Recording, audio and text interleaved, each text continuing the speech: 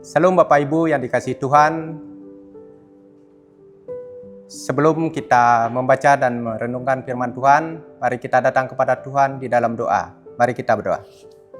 Bapa kami yang di surga, dalam nama Tuhan Yesus Kristus, Tuhan Allah kami yang maha baik, yang selalu bersama menyertai kami. Saat ini kami mau mendengarkan kebenaran firman-Mu, urapilah kami, ya Tuhan, sehingga kami bisa mengerti setiap kehendak-Mu. Amin. Renungan pada hari ini yang diberi judul Memelihara Kesatuan. Mari kita baca Efesus 4 ayat 2-3. Hendaklah kamu selalu rendah hati, lemah lembut, dan sabar. Tunjukkanlah kasih-Mu dalam hal saling membantu dan berusahalah memelihara kesatuan roh oleh ikatan damai sejahtera.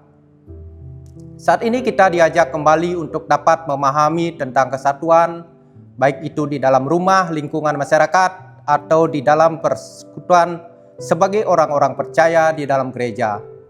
Ada satu hal yang menjadi penting kita hadapi bersama, yaitu kita mempunyai kewajiban hidup sesuai dengan apa yang terjadi tujuan dari komunitas di mana kita berada.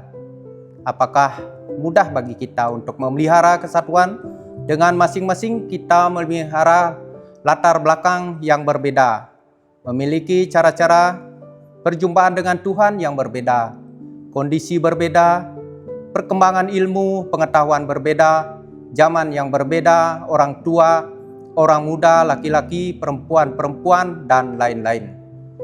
Pastinya dari semua perbedaan-perbedaan tersebut menjadikan banyak pergumulan untuk membangun tujuan bersama.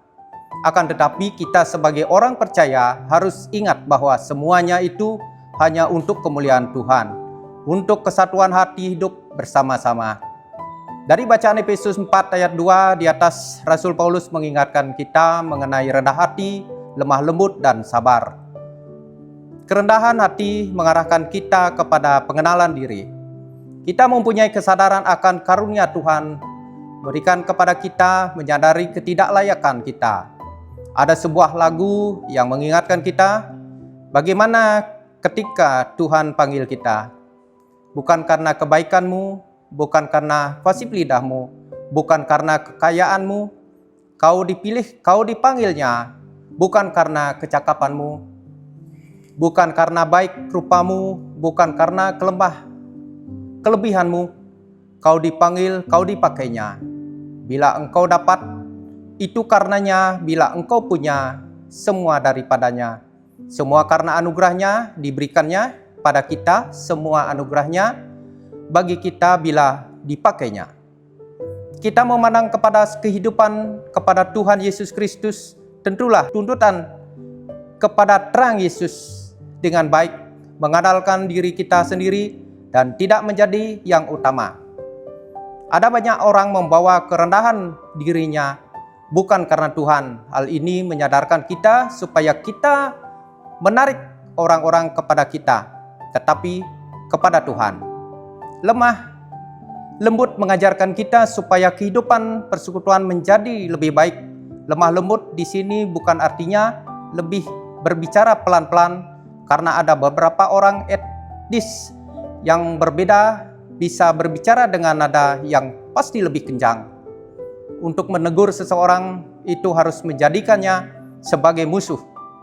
Harus bisa mengendalikan nafsu, dan banyak orang ketika mendapatkan jabatannya dapat bertindak semena-mena sesuai kehendak hatinya dengan gampang.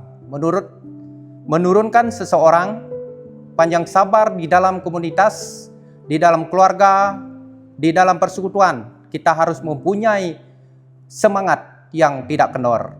Banyak orang-orang yang awalnya semangat tetap kemudian menjadi kendor di dalam persekutuan karena terjadinya gesekan-gesekan, perbedaan pendapat.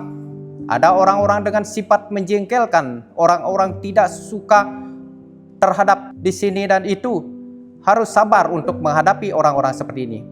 Kita harus hidup dalam proses. Semakin kita berproses, kehidupan ini akan lebih baik. Di dalam proses kita menjalani, kesetiaan merupakan komitmen utama setia terhadap janji dan menolong kepersekutuan menjadi lebih baik.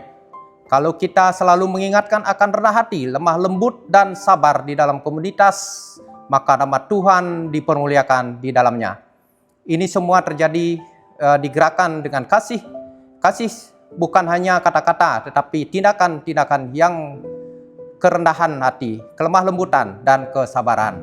Apabila semua unsur tersebut nyata, akan terjadi kedamaian di dalam suatu komunitas, hubungan yang benar dan damai di dalamnya, dan kesatuan akan terus terjaga. Kita berdoa kepada Tuhan, Roh Kudus menolong kita di dalam kehidupan kita. Amin. Mari kita datang kepada Tuhan di dalam doa. Terima kasih ya Tuhan Yesus atas firman-Mu yang sudah kami dengar pada saat ini, mengingatkan kami bahwa Engkaulah Juru Selamat kami, setia menampingi dalam hidup kami.